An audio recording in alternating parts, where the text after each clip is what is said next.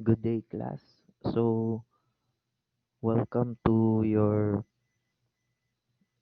second unit. This is Unit Learning Outcomes B, which is part of your coverage for your second exam. So, this is a recorded session, and this will be posted in your LMS and also in my YouTube channel. So, on the previous unit, we have discussed about writing and question document explanation, yung terminologies and also yung mga landmark cases, and of course part of the history of question document examination. We've also discussed nung sa previous unit about the 10 commandments of a question document examiner, pati na rin yung historical background and the key individuals, key personnel, and those landmark cases na yung mga taong yon at kanilang mga gawain has a significant contribution to question document examination. For example, si Albert S. Osborne was considered as the father of question document examination. Okay? So, dito sa unit Learning Outcomes B, we will be discussing about handwriting and of course yung mga certain characteristics in handwriting and identification ng handwriting, and also certain characteristics and facts about handwriting. So, just like last unit learning outcomes, yung sa first part, yun yung sa writing, nakakalayo na ng narating ng writing. It started with cave drawings or yung tinatawag na petroglyphs individually or as a whole, yung mga cave drawings na yun, yung petrograms. Yan. So, most of those were found with the Sumerians, pati nung sa Asia at China. When Egypt developed cave drawings of their own culture, yung considered na petrograms with the combination of certain symbols or yung words na tawag ng hieroglyphs. Okay, so yan yung history ng writing. Iba't yan yung alphabet. Una yung Roman alphabet, and then yung sa Greek alphabet, in which yung Greek alphabet was also derived or nagdevelop into the Cyrillic alphabet, which is yung ginagamit sa mga Russian states or the Russian Federation. As you can see, may petrograms. Sa petrograms, walang word, but basically, parang nagsa-storytelling sila without the use of letters and just drawing mainly. Pagdating sa hieroglyphics or hieroglyphs, yung symbols are already mixed on with drawings. Okay, so yung mga Egyptians ang may pakana nito. They are much more known to have these hieroglyphs inside their pyramids. Of course, sa handwriting, hindi kumpleto ang handwriting kung walang medium, kung saan dun mo may convey yung letters, symbols, and numbers. So, aside from the human factor and the writing instrument, of course, you need a medium. Noon, mga caves o yung mga stones sa caves, pati na rin mga leaves, and also yung mga walls. But by the time of Cylon, noong 105 AD, na-develop na rin yung tinatawag na paper. Okay, so huwag natin kalimutan. This is a sort of review. Paper is originating from papyrus, discovered by Egyptians from the grasses called reeds. Pero yung development ng modern paper, the first paper na hanggang ngayon yung process is still being used and constantly developed was made in China. Yan, mga 2,000 years ago, 105 AD, originating from the bark of the mulberry tree. Huwag natin kalimutan yan. So, other parts of history sa paper nandito, starting from the 12th century, 1150, up until ngayon. Okay, yung early forms of paper, of course, papyrus. Of course, it is derived from reeds, used commonly by those Middle Eastern and Northern African states, primarily Egypt. Yan, pati ang mga Sumerians. Parchment and vellum. The difference between parchment and vellum andito, when we say parchment, skin from more kinds of animals such as sheep, calves, or goats. Yung mga balat nila, ginagamit na writing medium. Yan. So, it originated, itong parchment, sa lugar ng Pergamum. Yan, sa Anatolia. That is originally ito nasa Middle East, around Egypt and Jordan. Yan. Then, itong vellum, the difference between parchment and vellum is that vellum is still a writing material from the skin of animals. The thing is, mga young calves o yung mga batang animals, yung kanilang skin ang ginagamit. And so parchment, we can say these are the adult animals, while yung younger o yung anak ng mga adult animals, yung kanilang products, yung skin nila na ginagamit sa writing is yung vellum. So itong vellum compared sa parchment, mas portable or mas madali i-transport at kunin from the animals, and of course mas may clarity kasi bata nga, mga young calves ang ginagamit. So you can see the pictures. Yan, example niyan. Of course noon hindi pa talaga na-finalize yung grade ng paper. Yan, or yung grade ng product as a writing material. So you can see ang parchment, ang tendency niya talaga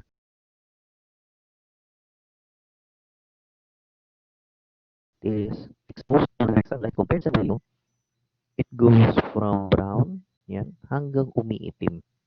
The longer it stays to exposure sa direct sunlight. While vellum, mas matagal yung process ng pag-iitim niya. Sa papyrus naman, dahil nanggaling siya sa bark, you can see those distinct lines. Okay? So, yan yun. Para sa writing medium, yung origin ng paggamit ng tinatawag na paper.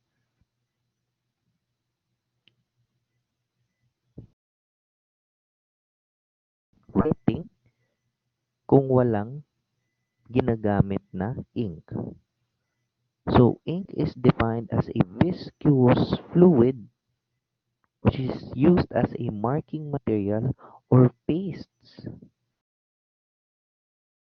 for writing or marking things or symbols. So, itong salitang ink was derived from the Latin word encaustum or encaustum, which is a name given to the pigment used for coloring big tiles. Ang original color ng ink, obviously, hindi color, but the shade of black. Yan. Pero itong ink, mas lumago ang gamit nito sa Europe. And the word ink originated from the old French word na enque or NK. So, of course, mas pinadali ng English language ink from the word enque. Yan, and custom sa Latin.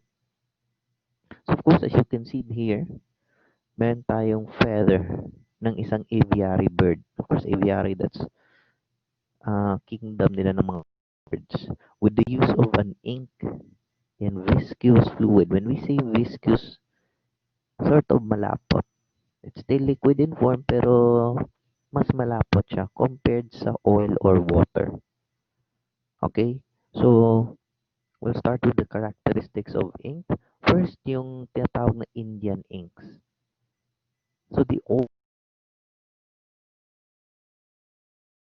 ng Indian inks, because Indian inks is also an ancient form of ink, carbon black ang origin. Which means, kanang suit, kanang anoos. Kasi sa una, ang gamit sa lighting or public lighting systems were lamps. And of course, iniilawan yan with fuel or yung oil. Yan. And of course, with the addition of booze and vegetable gums, pati water, yan, magkakaroon ng ilaw. Pero, yung product niya, yung black na soot, yung carbon na soot, was one of the earliest known origins of ink, especially sa Indian culture. Of course, dagdagan nila ng kaunting tubig para medyo lumapot, and then they would use feathers from birds, commonly yung mga geese, and then they would dip the tip of each feather and then they would write on a medium. Yan. So, pwede yung suit ka ng anoos once you mix it with a little bit of water. Mix it up properly. Once it becomes viscous or medyo malapot-lapot na, you can use it as ink. Sunod, logwood inks. Inks that were used extensively with its components. First, yung extract ng logwood chips. Kanang duga niya, duga sa logwood, together with potassium chromate. Yan. Ang magiging final color niyan, if you could imagine,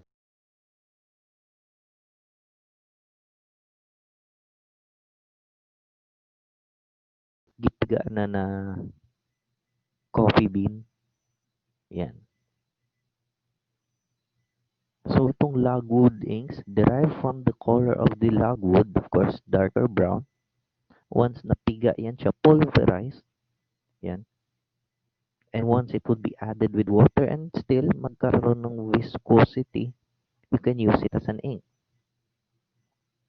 So, of course, meron din tayong iron galvanate inks. Yan. It was made of fermented infusion ng gallnuts. Kaya, so, together with salt, itong gallnuts, kanang mga almost the same characteristics as coffee beans. Pero once agulan mo nagtubig and iron salts, it would transform.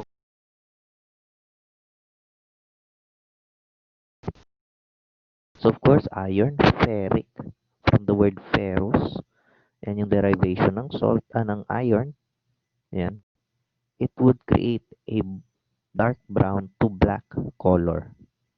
Okay? Yan yung magiging produkto niyan. And of course, nung 1800s, the development sa mid-1800s ng tinatawag na pens.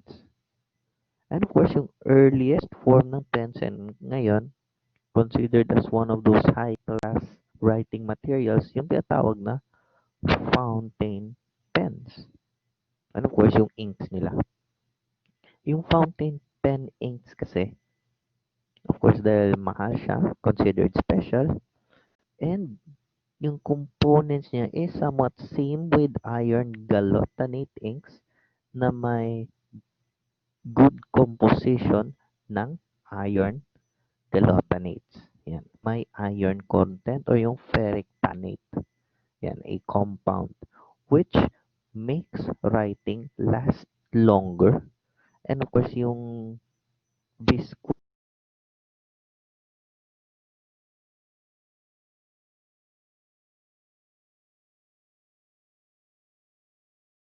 sila blot out and fade ng madali. Okay? So, it also become a component for manufacturers of dyes. Kaya meron yan siyang dye stuff yan. Kanang magjubos na. Kanang jubos naman jud nay ferric na compound. Ferric.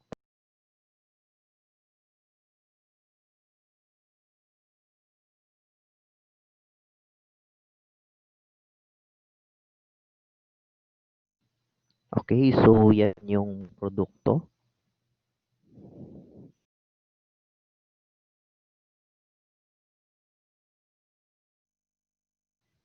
As you can see, fountain pen inks. Yan, meron silang refill. At yung tips nila, meron siyang maliit na valve dito para lumabas yung ink. And some others would release the ink on the tip once a certain pressure is applied sa pen. Itong Indian ink was somewhat more viscous, mas malapot to. And itong lagwood, once you further pulverize it, yan, dikdik ko na nimo and then add a little water, yan, may salt, and then you can have ink. Yan. So let's proceed to the characteristics of ink.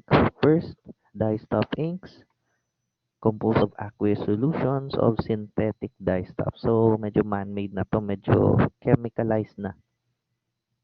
Kasi meron silang preservative components which makes the inks last longer and can be stored longer. Meron din tayong water resistant writing inks. Yan. You're familiar with shellac. Ginamit nyo to sa casting ninyo. Yan. So shellac, may varnish yan, and then alcohol, and then water.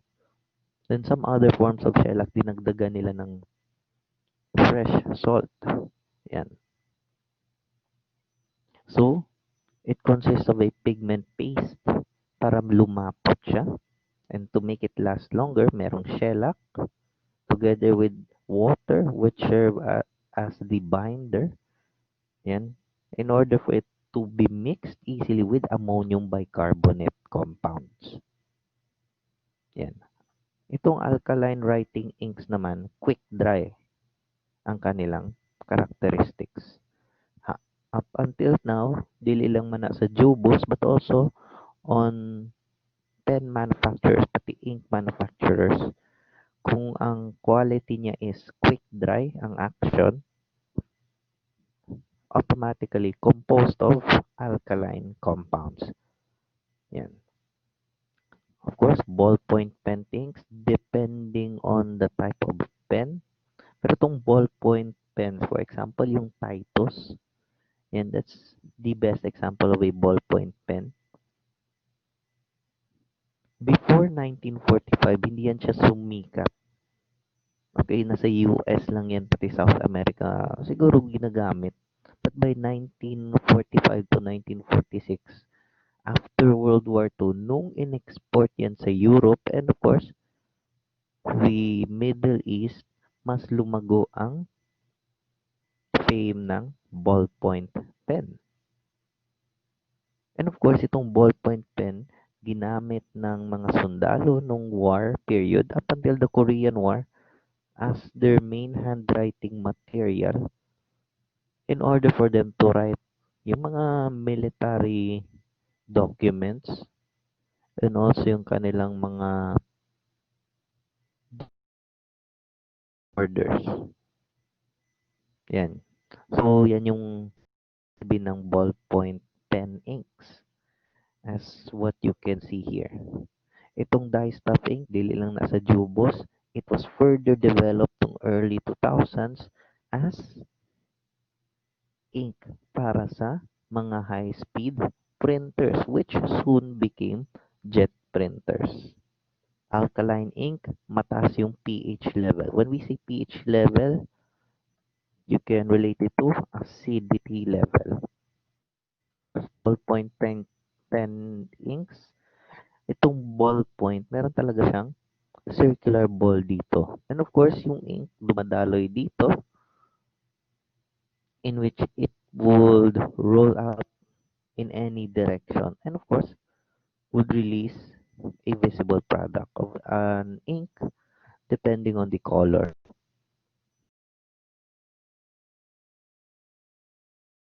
Okay, so what was ink?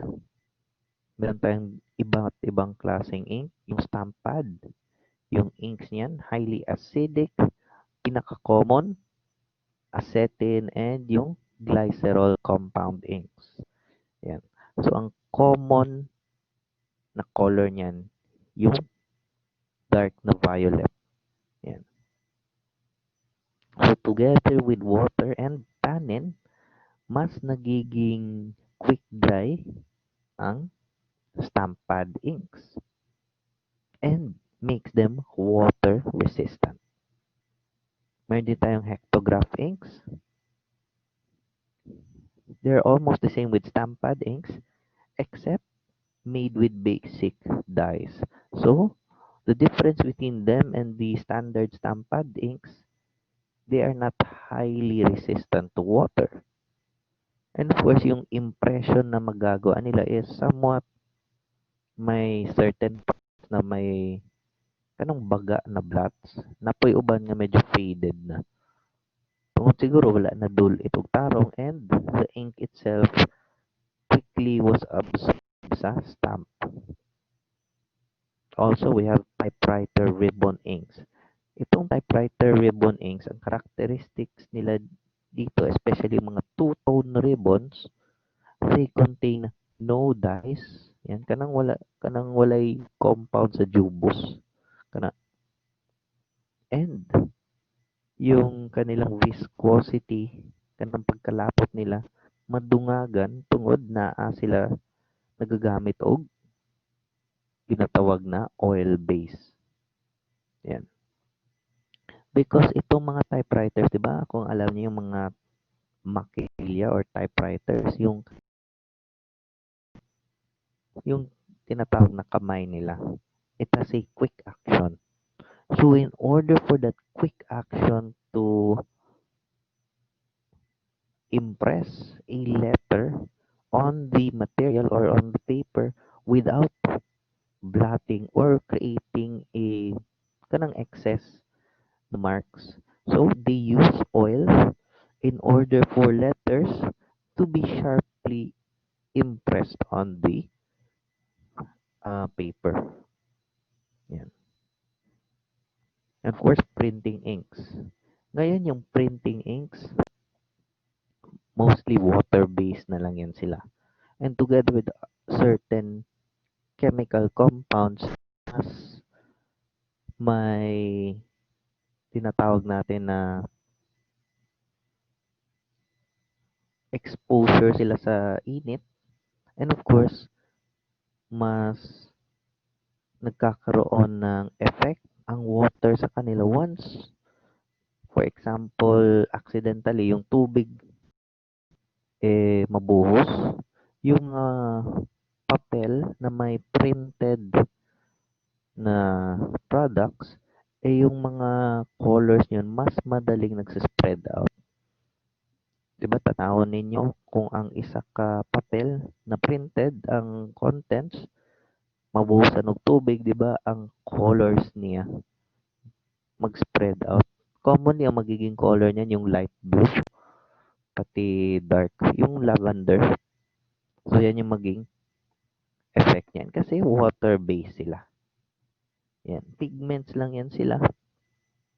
But they are composed mainly of detergent and water. Ayan. Yung typewriter ribbon generally has three colors. Yan yung violet, yung lavender. Meron ding itim. And of course, yung rarely ginagamit, yung red. Okay? So, yan yun.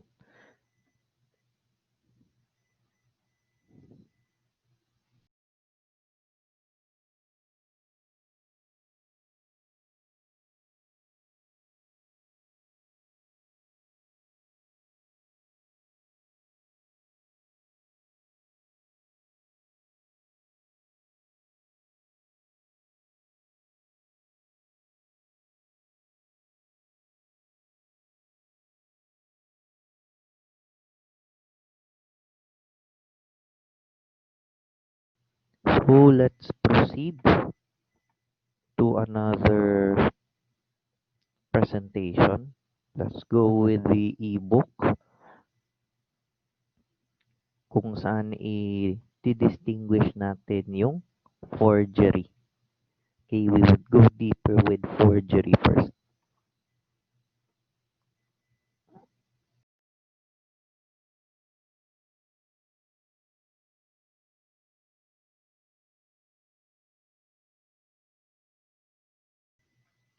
So, forgery. Forgery is a purposeful attempt. Let's go first here. Purposeful attempt. Ibig sabihin, may intention. There's already premeditation gagawin. Okay, so it is a purposeful attempt to make a fraudulent copy of a signature or something. Yan. So, commonly sa forgery, it is on documents, even pieces of art, yung mga artworks. So, if a product or an object is fraudulent, ang ibig sabihin yan, yung origin niya o yung pinanggalingan niya eh hindi madidistinguish or hindi ka panipaniwala. Yan. So also yung origin niya, it is not really the representation kung asan ba talaga siya nanggaling. For example, yung fraudulent money or counterfeit money. Hindi mo malalaman with the naked eye kung totoo ba yan siya hindi. Common people cannot really distinguish which is the original or the genuine from the fraudulent or the counterfeit money. Yan. So, it is considered forgery. It is making something or creating a fraudulent copy of something. And of course, it's premeditated, which means my intention and yung intention is already fixed sa may intent or yung may gawa. So that is forgery. So in legal terms, universal legal terms, yung key term na pwede natin magamit is the intention to defraud something. Yan. So that is forgery.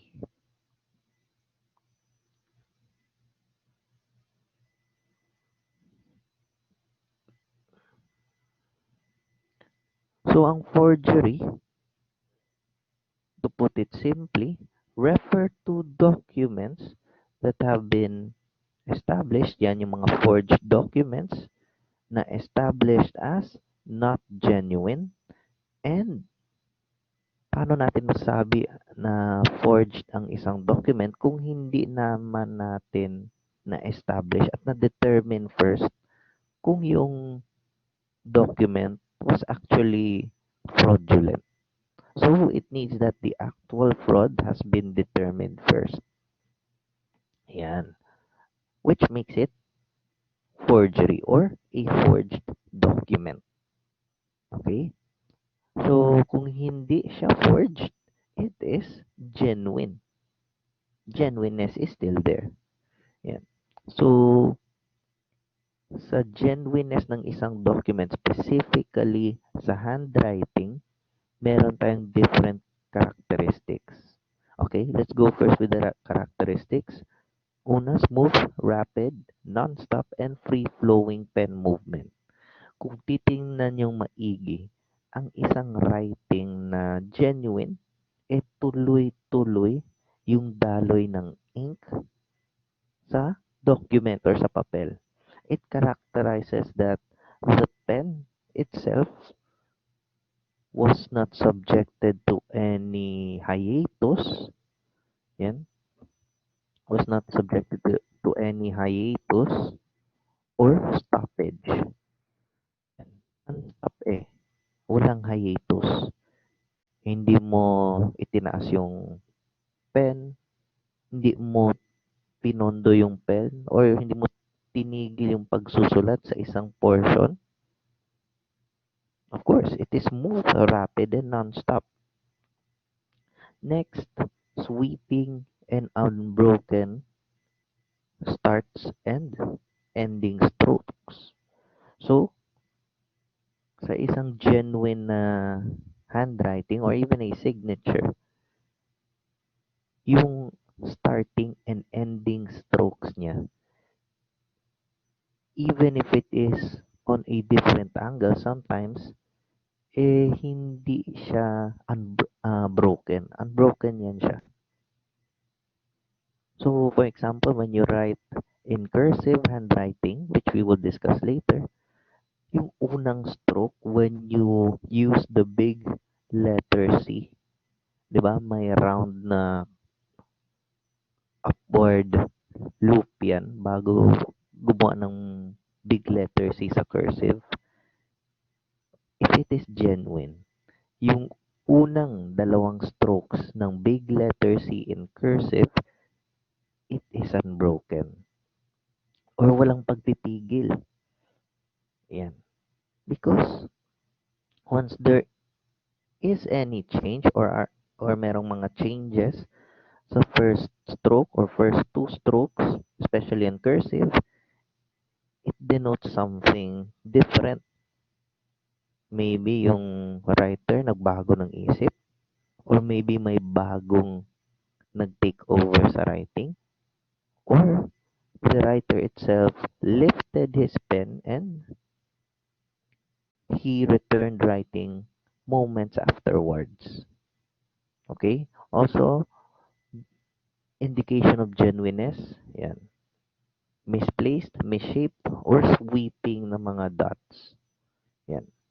Like for example, yung parang ganyan. Misshaped also, hindi yung totoong dot talaga na circular. Siguro depending sa speed ng writer. Yan. Yung dots either lumaki or masyadong maliit. Dinalian ba?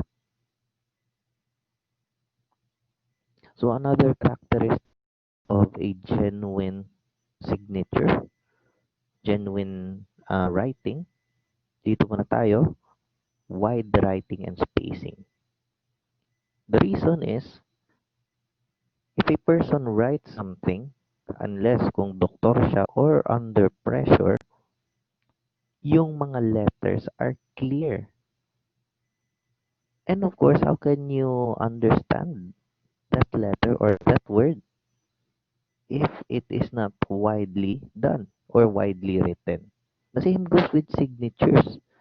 Yung first na signature, yung pinakaunang signature na gagawin mo after a long time, malaki ang space na kakainin.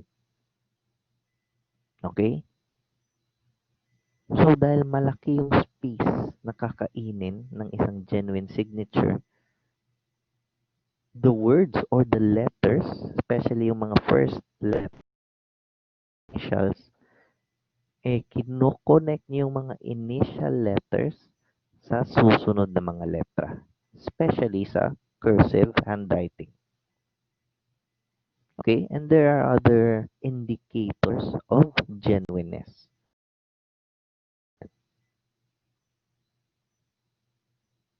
So, ang isang genuine na signature, we call that yung exemplars or standards. Inganin na, kung sa money laundering na investigation, of course, when you are in a money laundering investigation, you try to get access sa application ng subject sa isang bank account. And banks, ang kanilang standard operating procedures once a person applies for any type of bank account, magpapapirma yan sila ng isang papel or ng document at least 3 times. In international standards, medyo maliit yan for question document examination kasi yung international standard 5. But for banks, at least 3 or tatlo talagang samples ng signature. We would know A little bit later, bakit tatlo? Nganong tulo? Nganong dili pwede duha? Nganong dili pwede lower than 3? Nganong dili pwede isa lang? Yan. So, in order to determine genuineness, yan yung general na rason, but we would go deeper with it.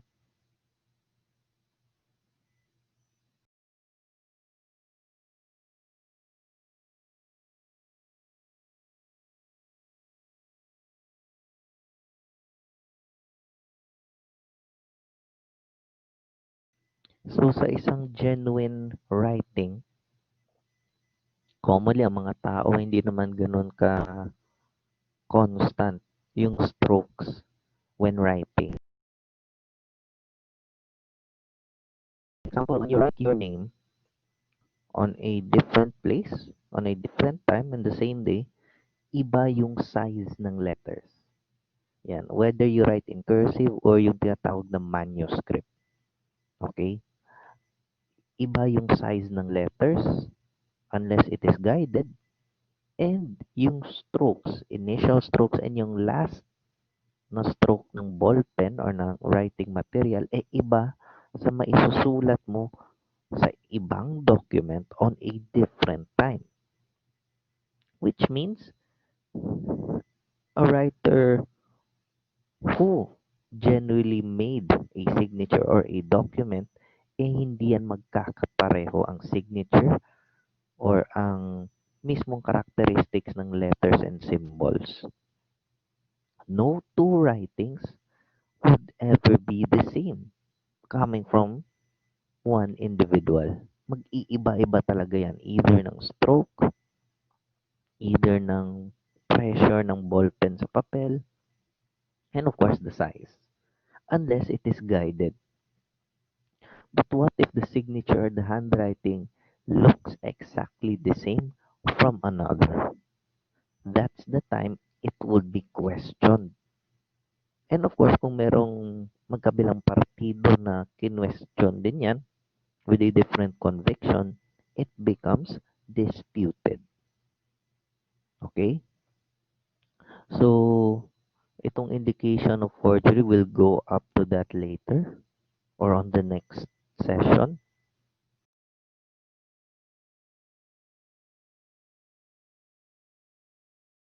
So, let's proceed sa ating module with handwriting identification.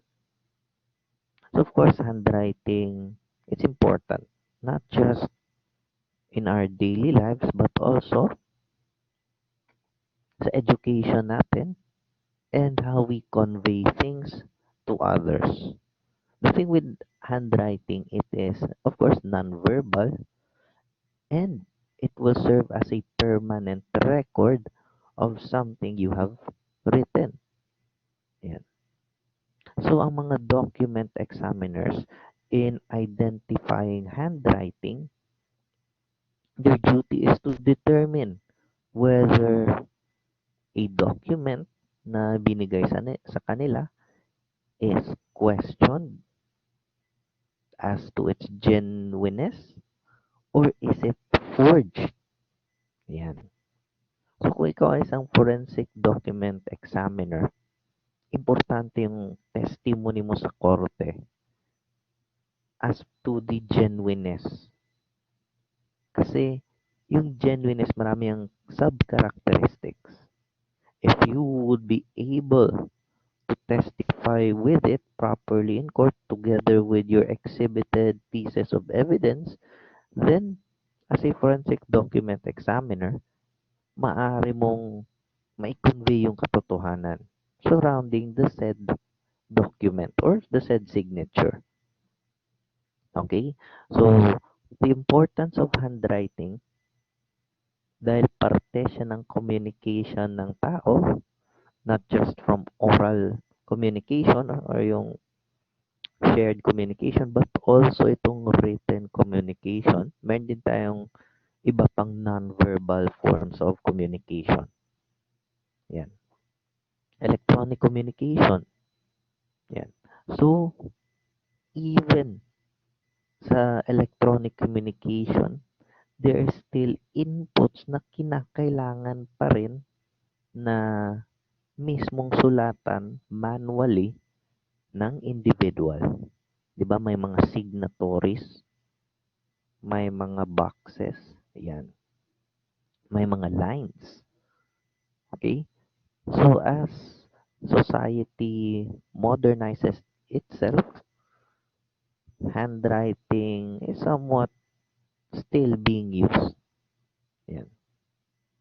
Even if we depend mainly on computers right now, hindi pa rin makakaila or hindi pa rin ma-deny na it is still needed for an individual to write down something on a document in order to prove its genuineness.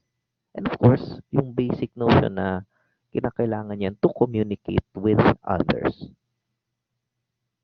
And because handwriting is needed, and because handwriting is not built in with every human being, it is a skill that every human being must have and must develop.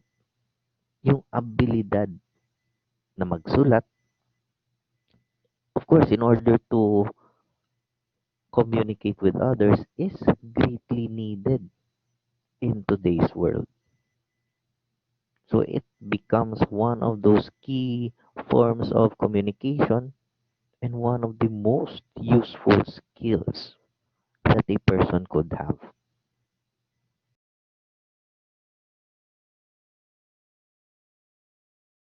For example, si Beethoven, how would we know that those new kinds of notes were from him, 'di ba? So, gumamit siya ng signature to formalize na kanya yung ginawa. Yung mga bagong notes, they're basically seven musical notes. Anong ginawa niya? Na-modify niya. And inangkin niya na siya yung nag-modify. How? He signed those documents. He has his handwritings on those documents. At yung kanyang ginawa sa music was very important. The same goes with writers. The same goes with every individual. Nung pinanganak ka, di ba merong tinatawag na birth certificate? It is generally, nung earlier times, handwritten. Yan. And of course, may signatory sa baba. Still handwritten signature, which is put on a piece of paper. And for other individuals to view it and read what is on the paper. Yan. But the thing with handwriting, there are certain illnesses which can remove or diminish the skill of handwriting. Even to the worst part, may mga conditions of the mind and conditions of the body na yung ibang taong merong sakit na ganon, malilimutan ng magsulat, which lessens their ability to communicate with others.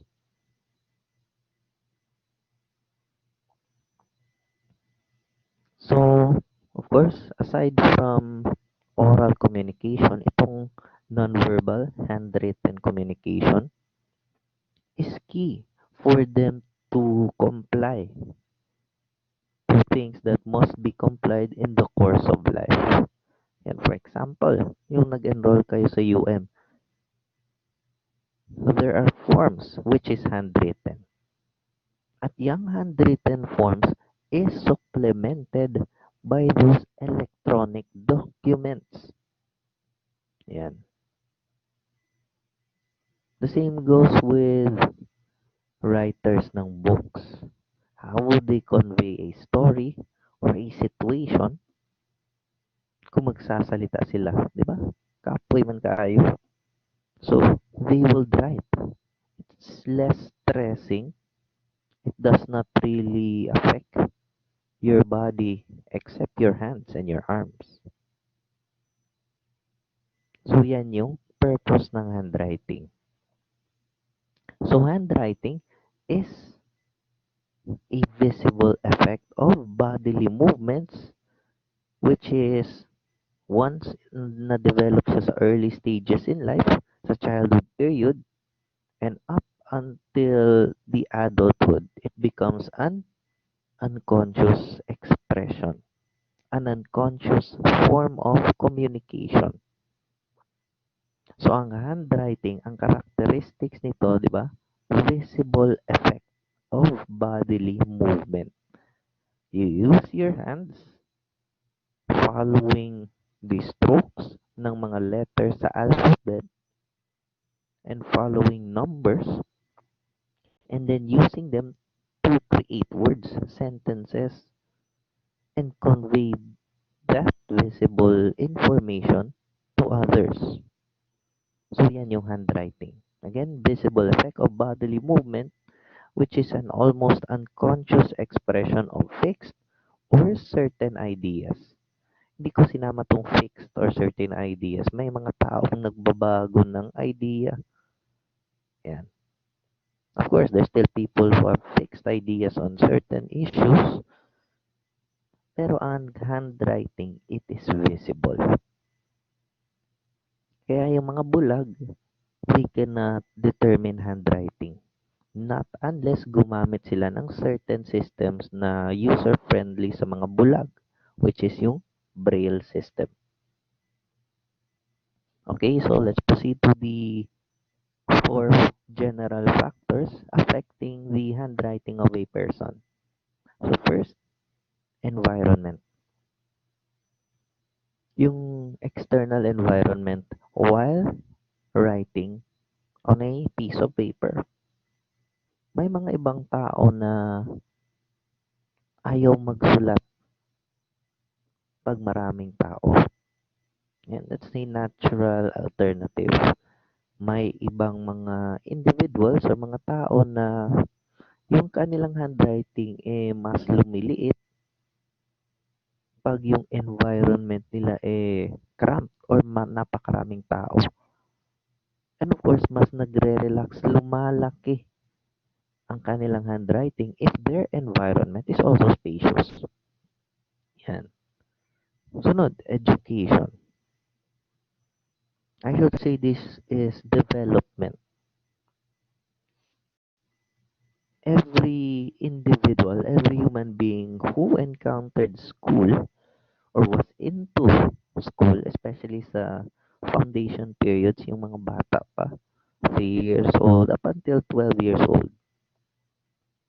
During that time, yung handwriting ng individual based on his educational level nagde-develop together with the development of the brain, nagiging mas maayos na rin, mas cohesive yung handwriting ng isang individual because of constant guidance and education.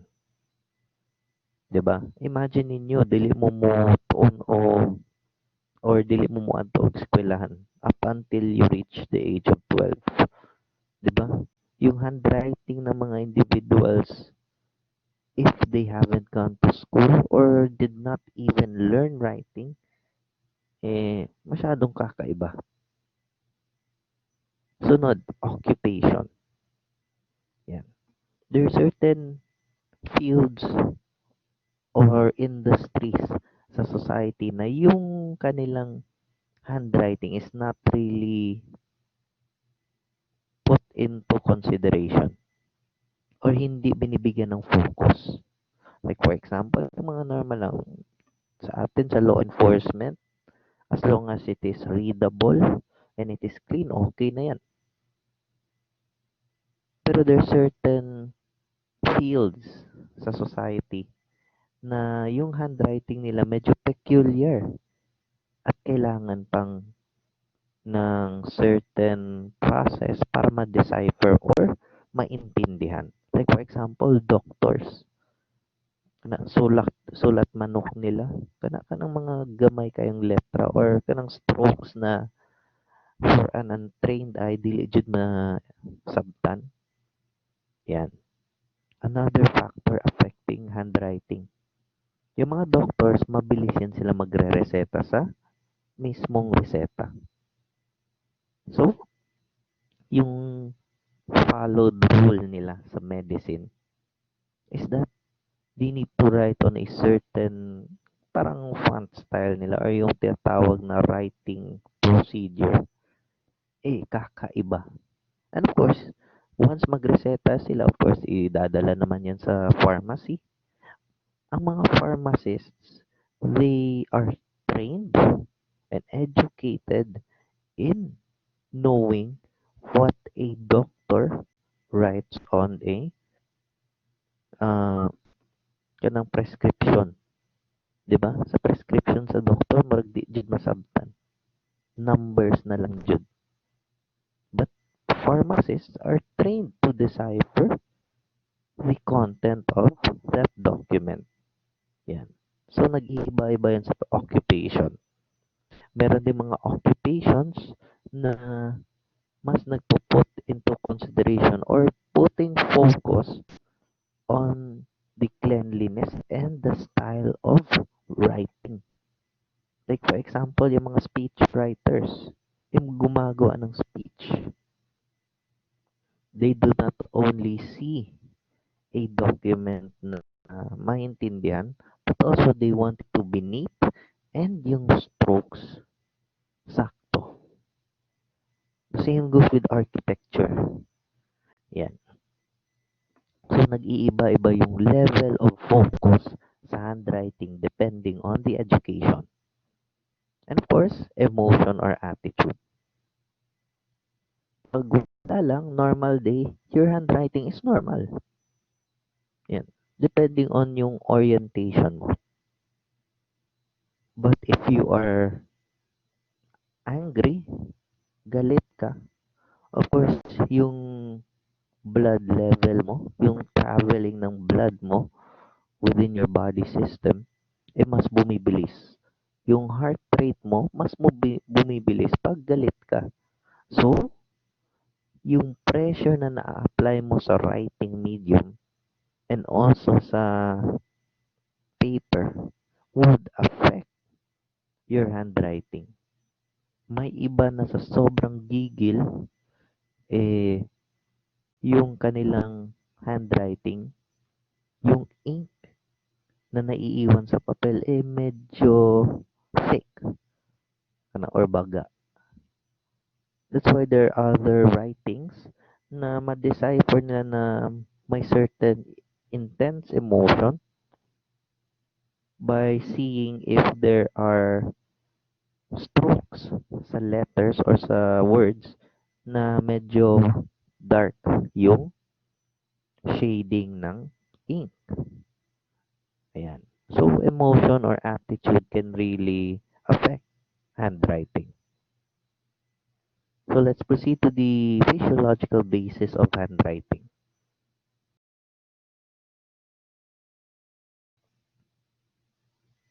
So, handwriting or the writing of letters, numbers, and symbols, it originates from the cortex. It is a part of our brain na kung saan yung unconscious na systems or procedures ng body dinidevelop. And of course, yun yung nagpapagana sa reflexes. Yan.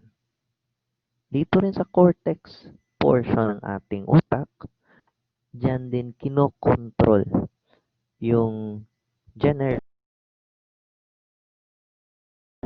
senses. Yan. Vision, hearing, yan. Touch, of course, talking, that's part. And yung balanse ng katawan while walking. Kasi itong cortex, nasa spine, yung isa sa mga receptors na kumukonekta sa cortex. Nasa spinal column o yung sa spinal cord. So, the manner of our walking, pati yung balanse natin habang naglalakad is transmitted to the cortex. It originates from the cortex and is transmitted back to the cortex while we are walking, while we are talking, and while we are hearing and writing. Kasi itong cortex, once it receives info from the neurons, pati yung mga katawan, it will then release back mga controls to our muscles.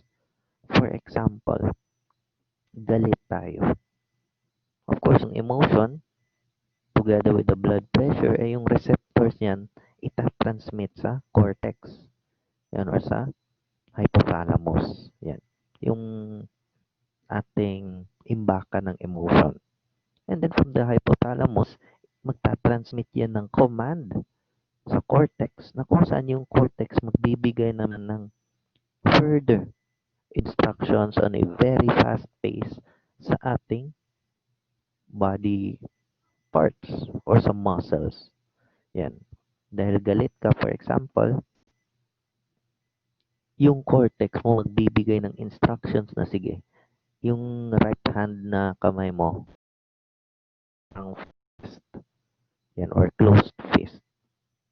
Yung galit mo, kanang pangusog ni mo, is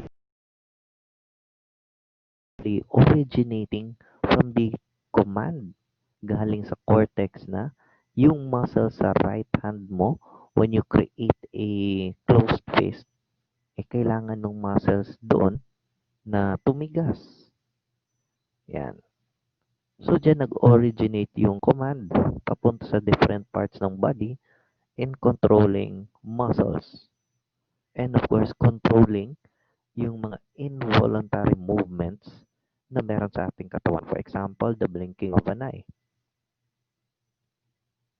So, in writing, yan din yung nagko-control sa mga muscles sa ating kamay upon writing. And for certain factors such as old age, such as mental illness, yung cortex, pwede ding mag-diminish yung control niya sa muscles natin, especially sa kamay, sa fingers, at sa arms while writing.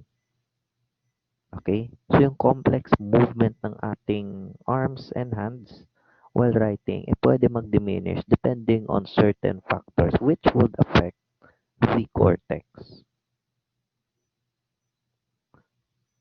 In writing, the pen o yung writing instrument na ginagamit is your extension ng kamay mo. Again, yung writing material na ginagamit mo sa pagsusulat, that is the pen, pencil, yan ang nagsisilbing extension ng kamay mo. Okay? When you write something, it serves as an extension of your hand. Di ba meron tayong mga experiences na gumamit tayo ng fingers natin na magsulat? Of course. But when we use an external medium and use it as a writing substitute or a writing medium, then it becomes an extension of our hand. Yan yung principle ng writing. So in writing, of course, you use your hand unless you use your feet. Yung writing normally sa kamay o sa hand is employed by the use of 4 groups of muscles. Habang nagsusulat tayo, may 4 groups of muscles sa ating kamay na gumagana. First, the joints of the fingers. So itong joints ng fingers natin, maraming purpose. First is for gripping or grip sa writing medium. Tighter the grip, the more chances na yung produkto ng handwriting, may tinatawag na tremors or kanang pangurong. That's natural. Somewhat na kung old age. Also, the joints of the fingers serves as the aim ng writer kung saan niya mailalagay yung letter or symbol. Kumbaga mao na ang iyang sight. Mao na ang front sight o rear sight. Kumbaga sa baril. Yan yung silbi ng joints ng fingers. And of course, with proper holding of the writing medium, once na masanay ang individual magsulat, then it would soon be an unconscious skill. Okay? So that's the first group of muscles, the joints. Next is the wrist. So itong wrist, when you are writing, 'di ba yung joints mo ang nagsisilbing parang sights? Itong wrist naman, ito yung nagsisilbing parang extension ng sights. Yan.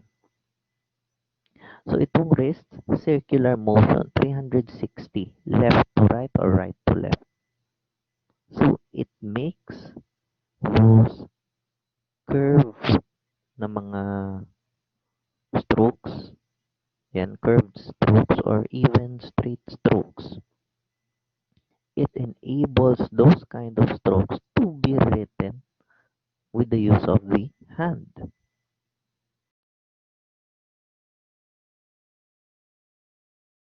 So yan yung purpose ng wrist. Sunod, elbow.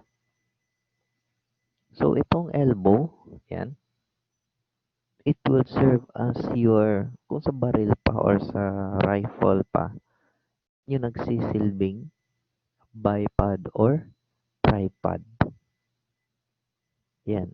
In order for the writer to have a fixed position of his body and of his arms, ginagamit niya yung elbow na itukod niya yung elbow para mag-stabilize ang handwriter, pati ang handwriting.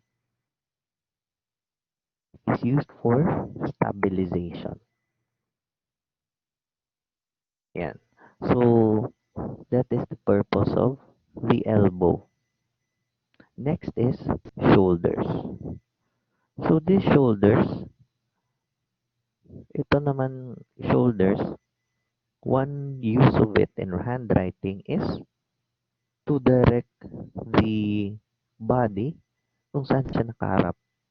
Diba kung magsusulat ka, for example, on a table, itong shoulders, kung ang shoulders nakaharap sa document, it also means that your body is facing the document or the paper. So, parang ito yung nagdadirect sa position ng elbow, ng wrist, at ng joints of the fingers. Yan. Di ba lain pod kayo kung ang nakatanan nimong position sa pagsulat ay tagilid or patakilid? So, it adds pressure to the body.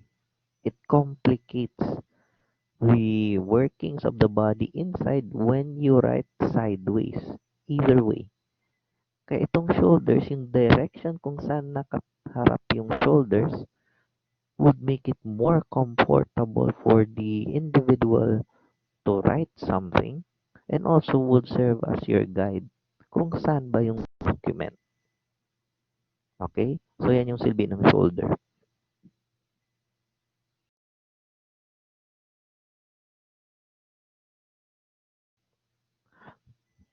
So, in handwriting, there are two kinds of muscles which is extensively used in handwriting.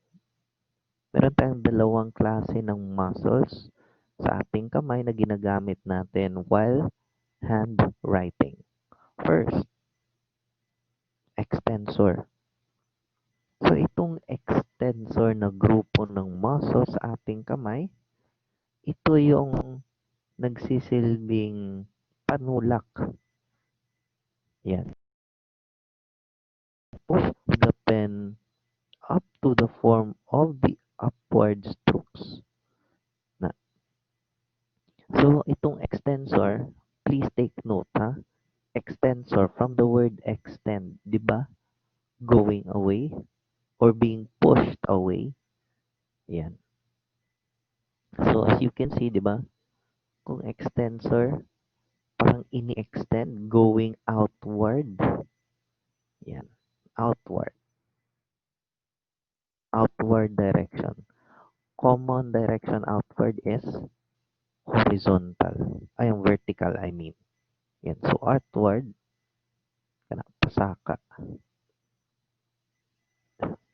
Yan. Upward strokes, ha? Ang main finger na ginagamit sa extensor, the thumb. Yan. So, whether you are writing or using the mouse sa computer, use the thumb to guide your handwritings or the direction of your hands upward. Mamanay nagtulak. Tungod kay ang imong thumb naanay energy or more energy to push your hands upward compared sa sabihin natin sa middle finger. And also compared to the ring finger and the index finger. Eh, nasa baba yung ating thumb, di ba, habang nagsusulat. Nasa pinakababang level compared sa other fingers. So, mas may stored energy yan siya na mag-push ng ballpen at ng stroke ng kamay pataas. It has more stored energy to push upward. Sunod, flexor groups of muscles. So itong flexor, exact opposite ng direction ng extensor. Downward strokes. Yan.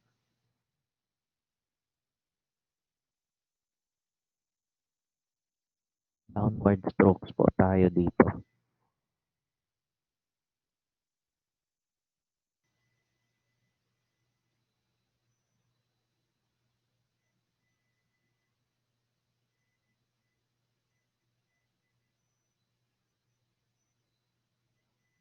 Okay, so sa flexor group of muscles, ayan, flexor group of muscles pushes the pen downward, characterized by downward strokes. So, as you can see here, pababa. Ang ginagamit na finger commonly for the downward movement or downward strokes is yung index finger. Yan. When you write using a ball pen or a pencil or any writing material, if you create downward strokes, downward lines, downward curves, yung nagsisilbing main protagonist o yung main finger na nagpo-push niyan is the index finger. Because when you write, di ba, imagine nyo kung magsusulat kayo, ang thumb ninyo ang nasa baba. So, basically, yan yung main finger sa extensor group of muscles. Yung extensor group of muscles, yan yung nagbibigay ng puwersa para sa thumb na mag-push outward or upward. While your flexor group of muscles, itong mga grupo ng muscles na ito, ang nagbibigay ng energy and force papunta sa inyong index finger to push the pen and your writings downward. Yan. So, ulitin ko, extensor, upward. Flexor, downward. 'Di ba? Imagine nyo na lang, kung magsi-stretching kayo sa umaga, ang initial na direction yan pataas. 'Di ba? Kung sa stretching kayo, you're trying to loosen up or extend your muscles, stretch your muscles, extensor. 'Di ba kung yung mga lalaki mag-flex ng biceps nila, yung mga hangal na yan. So, flexor or yung flexing, 'di ba yung forearms when you flex, 'di ba? Pakita daw ng muscles, 'di ba? Pababa ang direction ng fist. So, downward stroke, flexor. Okay?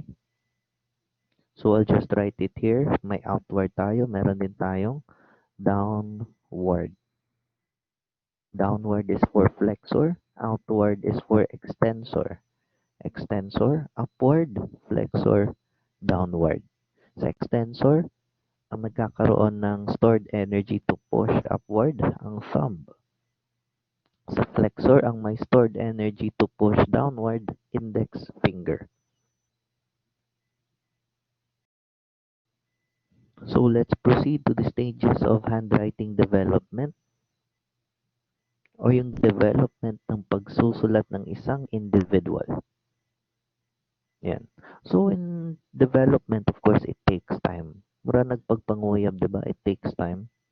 Na kahit hindi kanya gusto, di ba? It takes time to recover.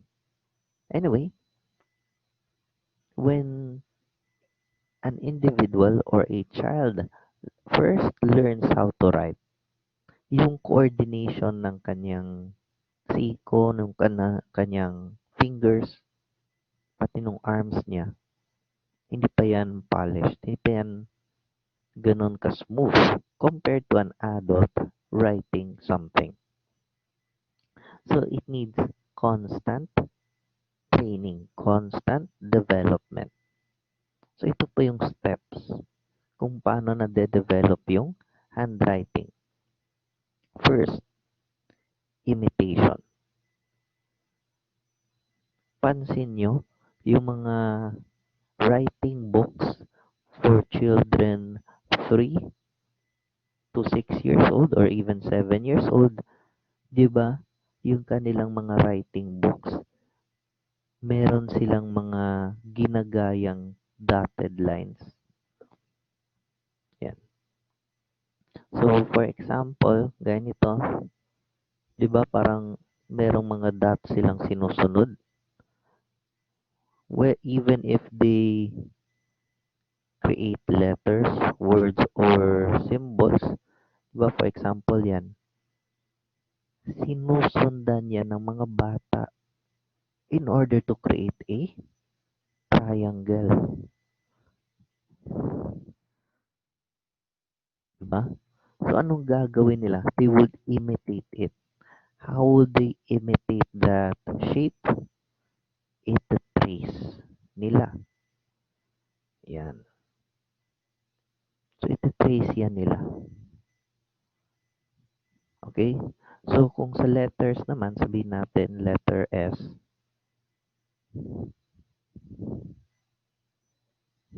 Diba? Ang mga writing books na pambata somewhat looks like that. If they wanted to write the manuscript version or yung big S, di ba, yan yung magiging itsura pag buklat ng libro ng bata. And once they do that exercise, they would imitate S. How would they imitate? Basically, connecting all dots, connecting the broken lines. Okay? Yan yun, imitation. The form of each letter at first occupies the attention of the writer.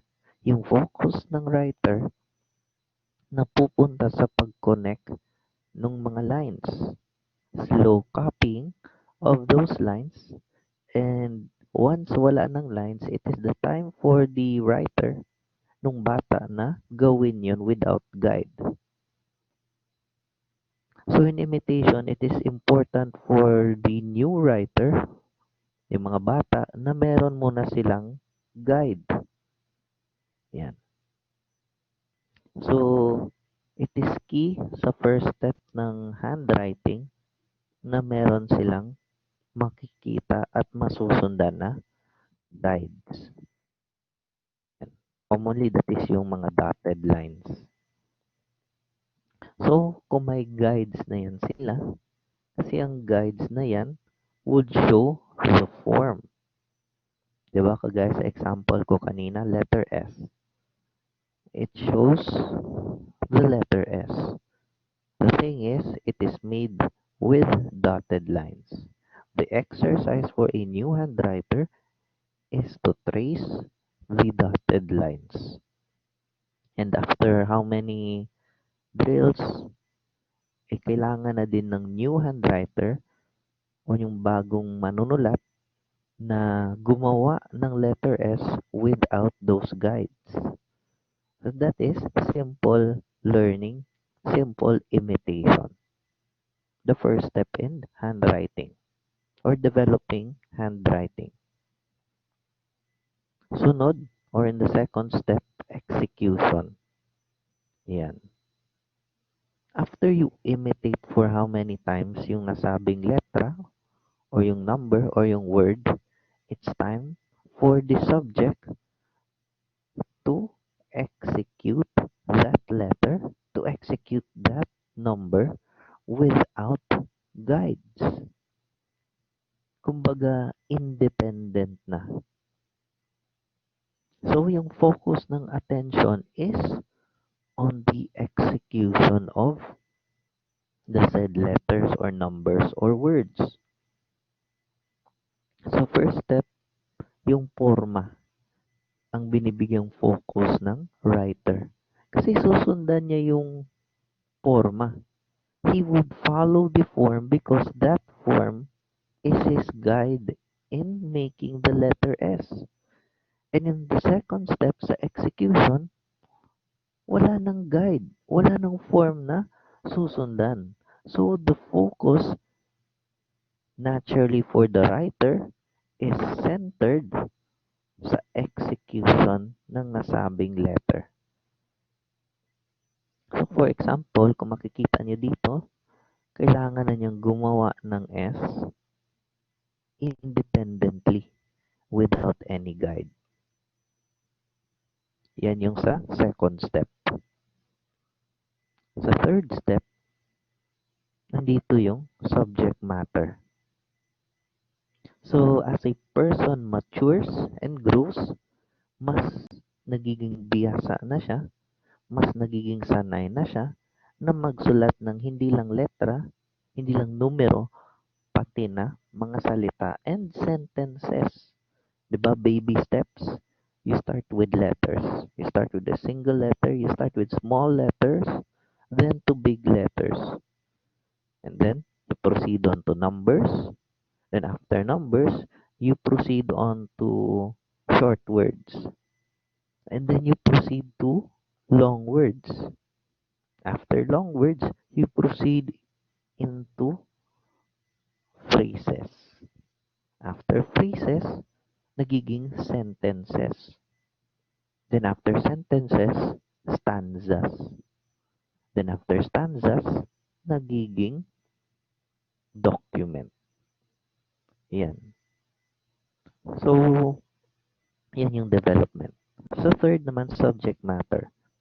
As the person attains maturity in writing and gains time after certain number of repetitions and practice, yung focus ni handwriter sa mismong subject matter na, yung mismong content ng sinusulat niya, hindi na sa bawat letra. So yung focus ng attention on the subject matter. Because he has already familiarized the process of writing letters and numbers. Now it's time to write the words, the phrases, the stanzas, and the whole document. Yan. So yan na yung development ng handwriting.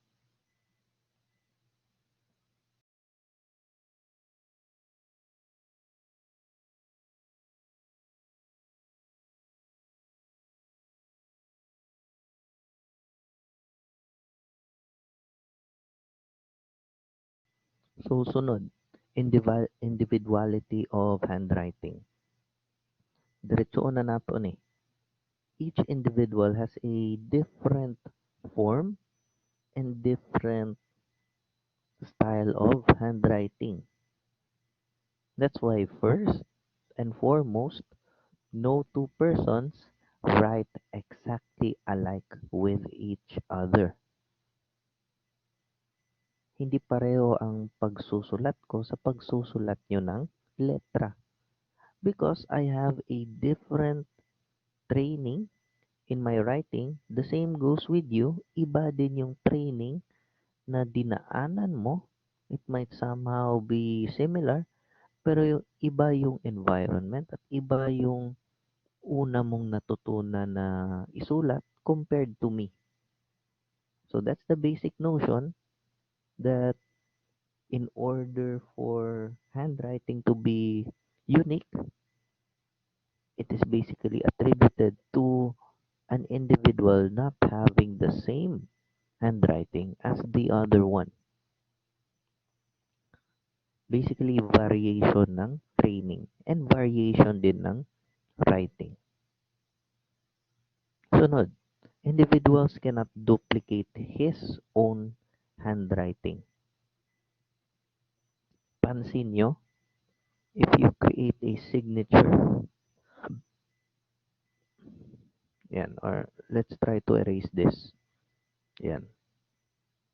So if an individual writes a signature, yan, first time, gumawa siya ng signature, he can still memorize the strokes sa pangalawang signature, pero it would not be exactly alike. Yan. 'Di ba? May pagkakaiba. Sa unang signature, mas maliit yung strokes, mas maliit yung curves compared to the second one na mas malaki yung signature. The basic notion is when a person writes, it is considered a free form activity. Ang ibig sabihin, walang guide-guide. Wala na yung mga dotted lines. It's basically free hand writing. Yan. So, tinatawag na yan na free hand writing. Yan. Free hand writing na yan. Okay? So, when it is free hand writing, you don't have any guide. Infinite ang pwede mong gawin na signature. Words, numbers, letters, yun. And so on. So, even the simplest letter combination, magsulat ako ng isang letter or isang word, iba ang magiging resulta na handwriting to the second sample. And to the third sample, iba din. And so on and so forth. That's why individuals cannot duplicate their own handwriting verbatimly or exactly alike. It is highly unlikely that any person will write his or her own name exactly the same way for the first sample, the second sample, and from his or her youth up until tumanda siya. 'Di ba? Because of old age, because of certain events in life, siguro nagkasakit siya, affected his brain, it will change the handwriting of an individual. But even without physical conditions, hindi pareho ang handwriting mo nung grade school ka sa magiging handwriting mo when you are 50 years old. You cannot really maintain the same strokes literally, but in general, pwede mo naman makopya, pero yung hindi talaga specific yung alikeness. A person will not be able to write the same way for an entire lifetime. Sunod, dahil tao tayo, dahil human beings tayo, of course, we use the human hand in writing something dahil hindi tayo mga machines. Then, our handwriting is individualistic. Kasi ang machines, may definitive yan na sets of commands and controls. So, which really makes it precise. So, machine-like. Diba pag may nakita kayong robot or may nakita kayong machine na gumagawa ng document, yan, for example, typewriter, yan is a machine. Yung mga letra na magagawa niya throughout the document, like for example, the letter I, eh magiging pareho yung sukat, itsura, nung letter I na yon, even if it is repeated multiple times on different documents. Pero kung ang individual mano-manong isulat ang letter I multiple times on a single document, tingnan nyo, iba-iba ang sizes ng I. Iba-iba din ang sizes with other letters. Because human beings are human. We're not perfect. We don't have that machine-like precision. Hindi constant yung precision natin sa pagsusulat. And also, every writing characteristics has its own interpretation. Yan, own value of interpretation.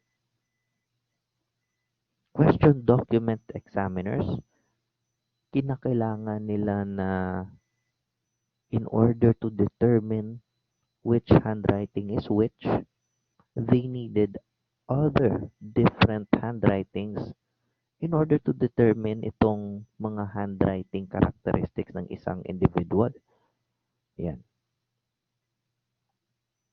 Because each handwriting interpretation is unique. 'Di ba? Human beings tayo, unique tayo. We don't have that machine-like precision, which makes our handwriting characteristics unique from others and unique from one document to another.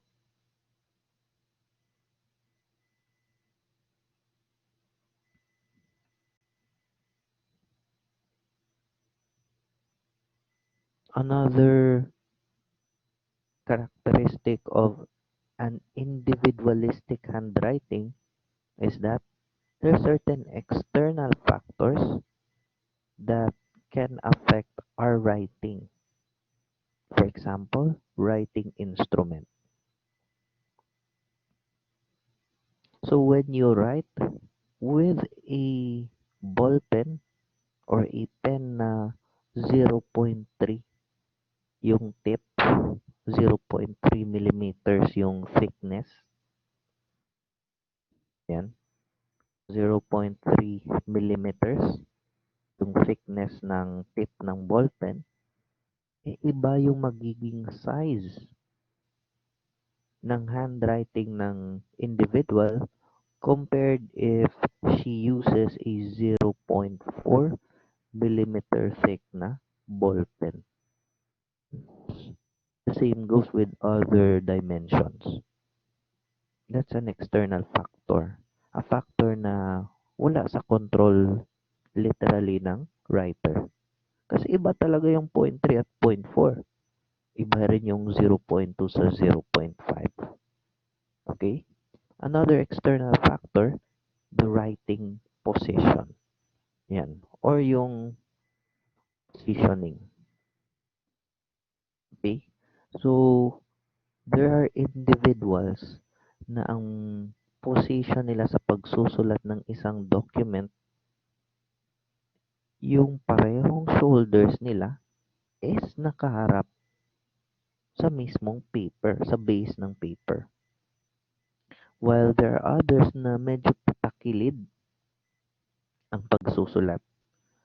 Or merong iba na yung papel mismo is turned somewhat on a different angle at hindi yung 90-degree angle, yung straight on. So, yung writing position ng handwriter may somewhat twist, pagka na medyo takilid. So, that's another external factor. Okay? And lastly, the last individual factor affecting a person's handwriting is influence of physical and mental conditions. Physical conditions, fatigue. Pag ang tao nagsusulat ng bagay at matagal na siyang gising, sabihin natin 23 hours straight siyang walang tulog. So of course, fatigue comes in. A person who has written after waking up would have the same characteristics, would have the same style compared to when he is still awake 23 or 24 hours later straight. Meron kasi silang research, especially doon sa United States. What if an individual na may planong gumawa ng suicide letter sa US President, ay gumawa ng isang suicide note nung bago siyang gumising, or gumawa siya ng suicide note after 23 hours straight of waking up. 'Di ba may fatigue 'yan kung wala kang tulog. So, nag-iiba yung specific strokes mo, nag-iiba yung size ng letters mo because you have a physical condition, kapoy na kaayo ka. And of course, other conditions such as intoxication, yan. Ang mga lasing na individuals, pag ipasulat mo yan sila, hindi yan makakasunod ng straight. Mulihis jud ang ilang handwriting, either pababa or pataas. At yung handwriting nila, umiiba sa kada letter. So there are certain individuals, when intoxicated, that their first letters are small and the subsequent letters are getting very big. Meron namang ibang tao na dahil lasing sila, yung unang letra nila ay napakalaki. And then mag-alternate, small letter, small letter, big letter. Dahil lasing sila. Yung comprehension nila at balance sa pag-iisip, it is diminished. Sunod, mental conditions. There are individuals who suffer what we call agraphia. May mga tao na hindi inborn nagkaroon ng agraphia, meron ding mga inborn. When we say agraphia, it is the difficulty or the inability of an individual to communicate by means of commonly writing. May agraphia rin na may difficulty or the loss of ability to communicate by talking. So yung agraphia, dominantly sa handwriting yan. Pero may agraphia na kung saan dahil sa isang incident, nagkaroon ng effect sa kanyang mental condition, nagkaroon siya ng agraphia which affected his speech and affected his memory. So ang agraphia po, the loss or yung inability na makasulat. There are other individuals na nagkaroon ng agraphia sa kanilang pagtanda in which nung younger years nila, marunong sila magsulat. But once they have accumulated agraphia, yung pagsusulat nila, yung ability na yun, yung skill na yun, nawala after that mental condition. So that is another individual factor which could affect handwriting.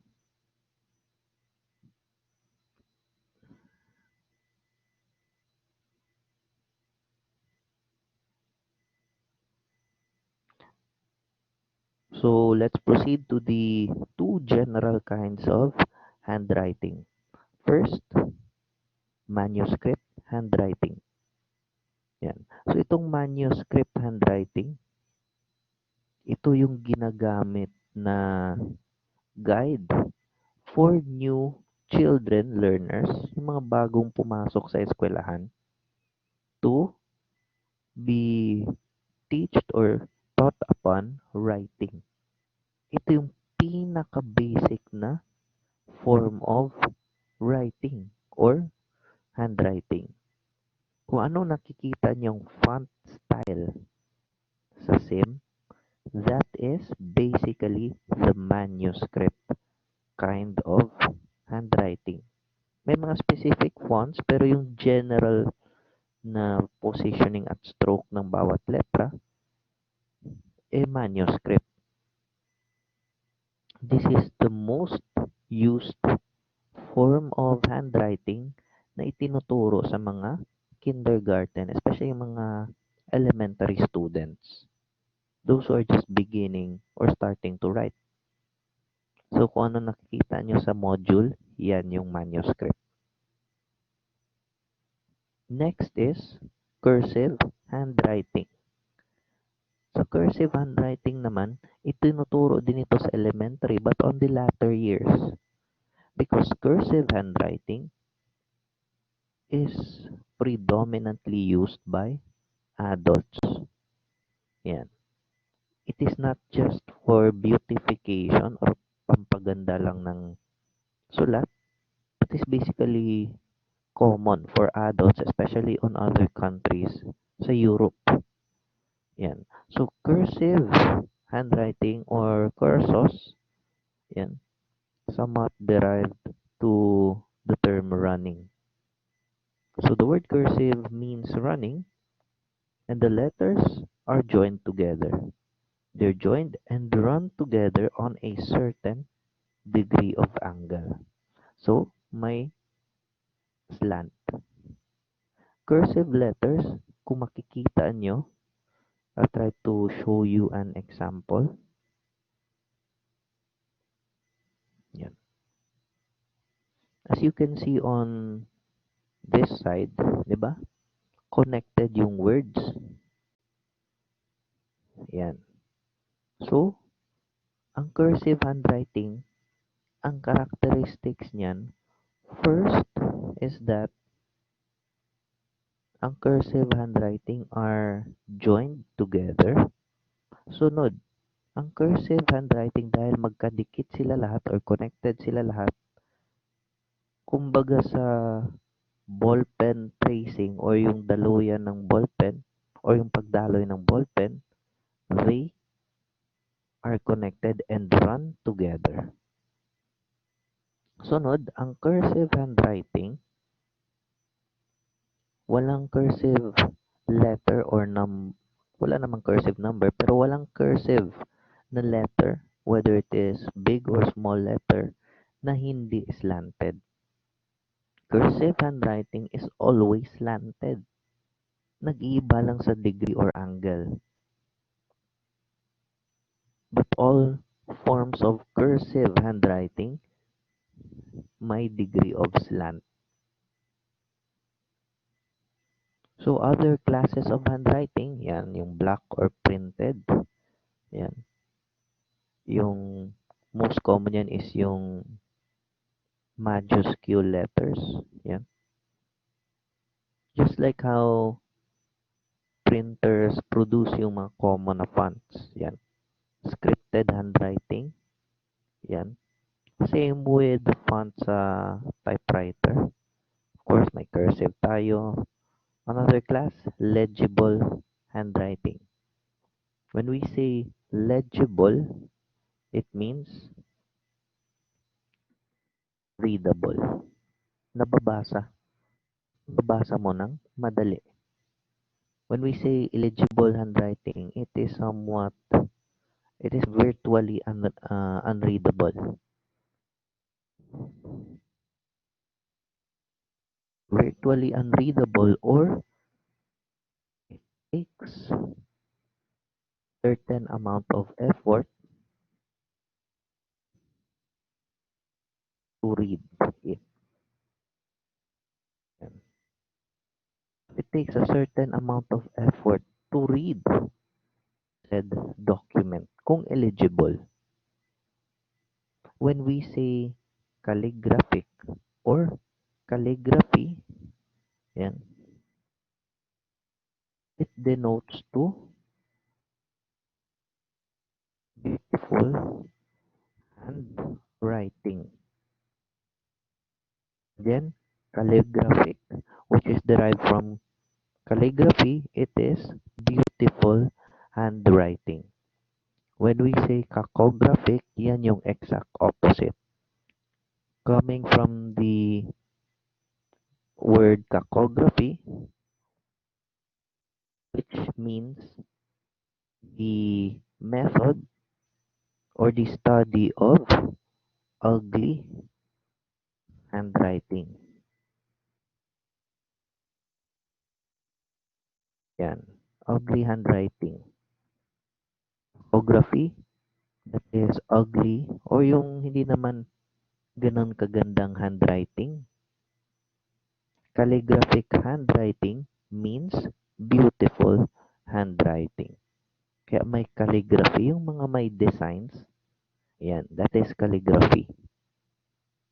Also, meron din tayong disguised or secret handwriting. Or yung mga writings na may different connotations or may different meaning. Yan, of course, disguised. So again, other classes of handwriting, yan, block, scripted, cursive. Yung block or scripted, that is part of the manuscript handwriting. Of course, cursive, yan yung letters are slanted and joined together. Legible handwriting, write legibly, which means you write your letters and symbols that is readable. When you say illegible handwriting, it is virtually unreadable. Hindi maintindihan unless may certain amount kang ginamit or ginawa para basahin. Best example niyan, mga doctors.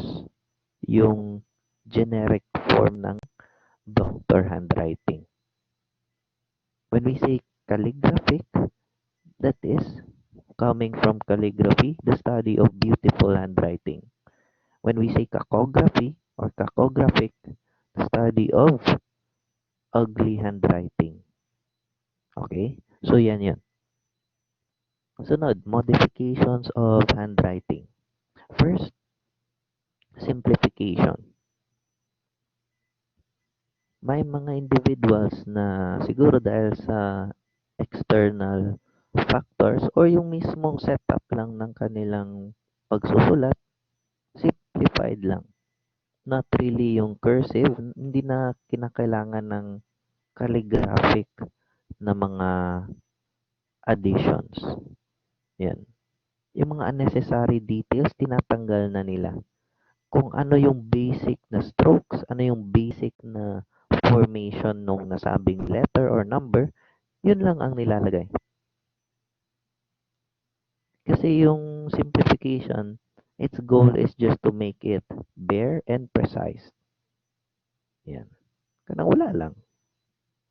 Yan. That is simplification. When we say elaboration, isipin nyo, pag elaboration, calligraphy, may dinadagdag some designs or strokes that are added sa plain letter. Yan. So, sa elaboration, it gives the letter, it gives the writing a different character. Pwede yung character too much or pwede yung character may binawasan or dinagdag na hindi or hindi ganun kalaki. For example, sa cursive handwriting. Yan. Sana L. Na. So, sabihin natin maganda yan na L. I'll try to let you see which is the elaboration. Kung cursive letter lang na normal for a big L, Sufficient na yan sa cursive na big letter L. But when you add certain strokes like that, elaboration. Yan. Kung sa block letters naman or yung manuscript letters, yan. When you write the letter I. So when you write the letter I that is like that, ayan, that is simplification ito.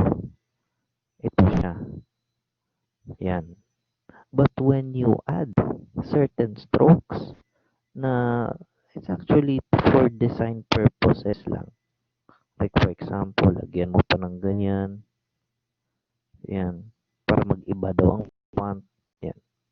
That's all the elaboration. Each one of those is already part of an elaboration. Sa letter. Okay? An elaboration of the letter is already a decoration. Okay? So, another modification or kind of modification, linear patterns. So, itong mga linear patterns,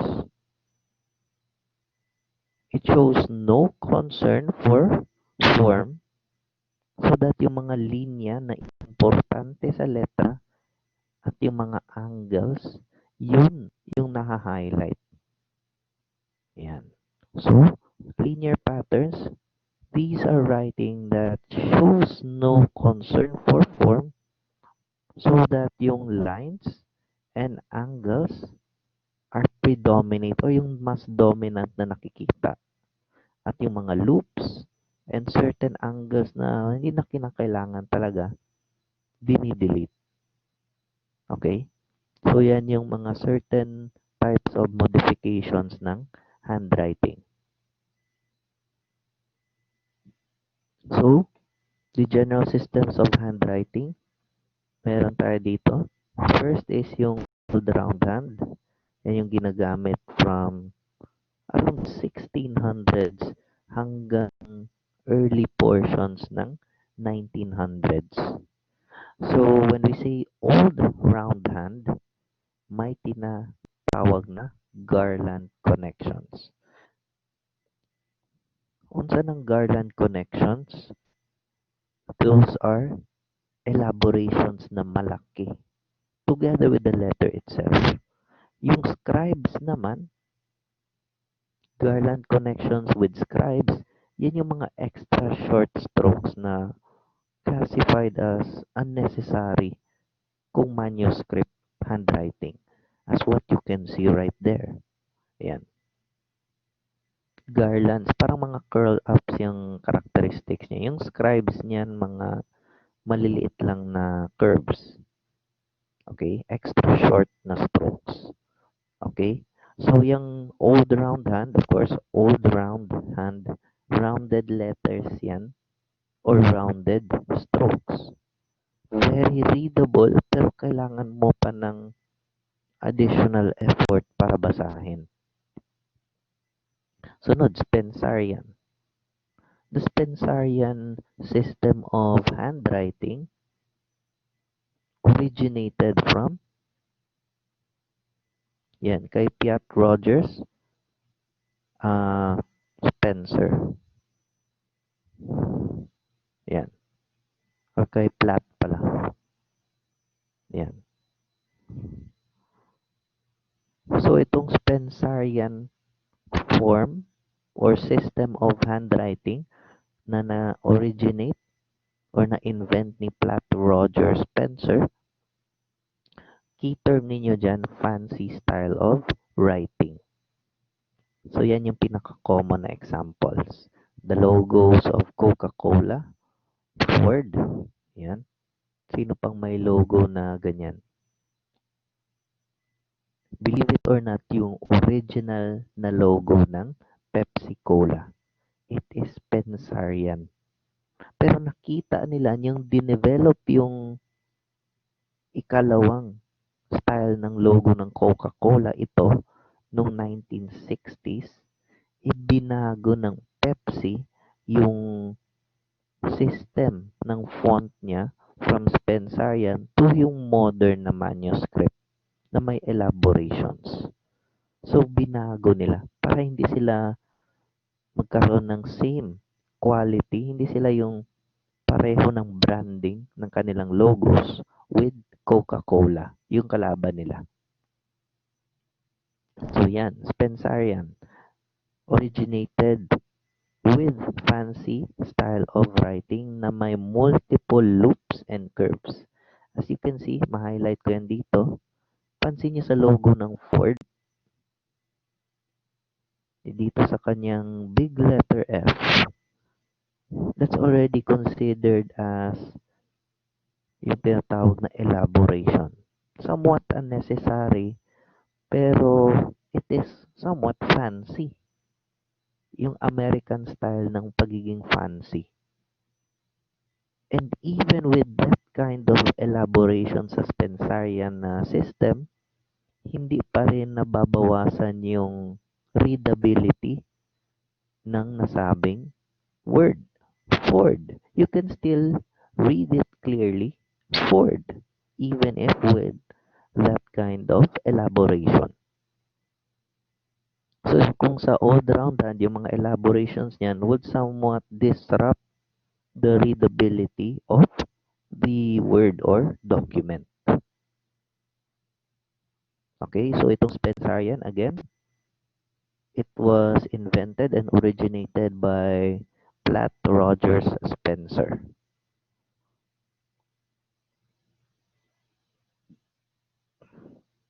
And sunod yung modern vertical. This originated in Japan and in China, which soon was adapted sa Korean Peninsula, yung old na Hangul nila. I think that is the two Bolshevik and the three Bolshevik Hangul, together with Nihongo and yung Chinese Mandarin na letterings. Yan. So, yan yung modern vertical na sinusunod nila. Pero ngayon, ang Korean Hangul, hindi na yung modern vertical ang sinusunod nila. Ayan. They went to the modern style na left to right. Yan. Itong modern vertical, whether they are connected or disconnected with the use of the Chinese Mandarin and the Nihongo sa Japanese, yung way of reading at yung emphasis is vertical yung position. Yan. As you can see right there. Vertical. Okay?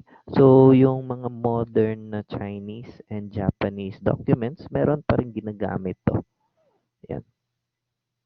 But because of globalization, may mga Japanese companies na nag-derive na ng English alphabet. But still, dominantly, especially sa China at sa Japan, meron pa rin talagang ginagamit itong modern vertical. Kana, labaw na ka ng mga anime lovers dira. Sunod, angular. Okay? Angular letters are made up of angles. Yan. As you can see right there, may example dyan. Even yung letter O, may somewhat angle. As you can see, i-highlight ko yan dito. Yan. Medyo natabunan. I'll erase this first. Yan. So, dito sa angular, the letters have angles. You can see, yung letter O, para siyang V, pero nagiging O siya kasi connected yung tracing ng ink. Yan. And justifiable with the word. So, angular handwriting. So, I would end my discussion at that note. Sa susunod na discussion ko, we would start with the examination of handwriting. Okay? So, thank you for listening. Hope to see you again soon. And by the time you have seen this, it has already been posted sa LMS and sa YouTube channel ko. So once again, have a good day to everyone. Thank you for listening, and that's all for today.